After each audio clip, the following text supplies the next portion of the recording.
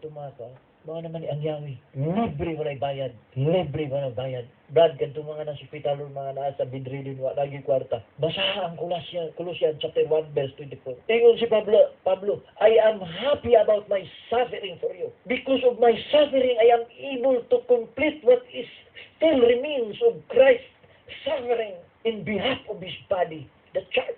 Isuga the church.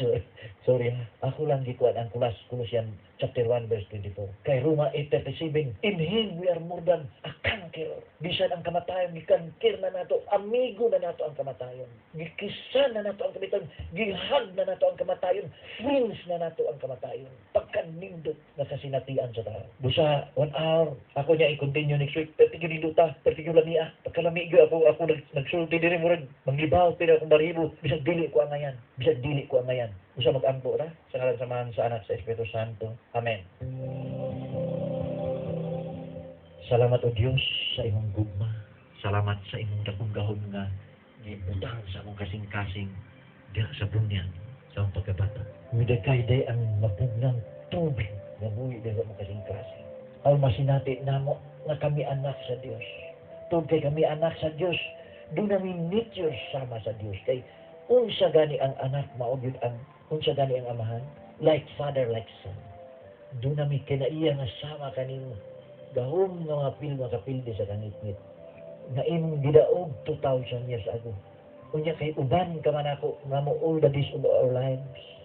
Tingali isip tao kay di ba may angel mabalakaw sa imi. Dunay panahon nga bation mi og kasuko, usahay failure, negative. Usay bation namo nga murag duna kay pinalabi. Usay bation namo Lord nga murag burak ka man sa among palibot. Usay bation gani namo nga murag gipasagda naman minimo. Apan pasaylua kami tungod kay usahay mawala mi sa dili kami makasabot usahay sa imong plano diha sa pulong sa Dios sa Biblia. Na malimot diha kami tungod sa among palibot kay itong sa palibot political, social, economic. Malimot diha ka nga naa ikaw sa among kasing-kasing. Nagalihok ikaw sa among kinabuhi. Nagaandam kanunay sa mga panalangin dili lamang ining kinabuhing temporaryo, kundi mansyon sa langit na dili ma-explain sa utok sa tao. Nga, salamat sa pag-ampo sa mga Berin Maria, salamat sa mga pag-ampo sa mga santos. Salamat sa simbahan, salamat sa mga nangulo sa nasod. Salamat sa mga sektor sa katilingban, mga tao nga, mga malaumon, salamat. Salamat sa mga medical staff, mga doktor, nurses, mga tanan nga mga mag-abag sa mga satiton.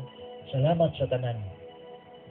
Kining tanan amahan among ipangayo, pasalamatan, panalangin sa imong anak Jesus buhi, Hari ban sa Espiritu Santo, Diyos nga sa hangtod sa kanturan. Amen.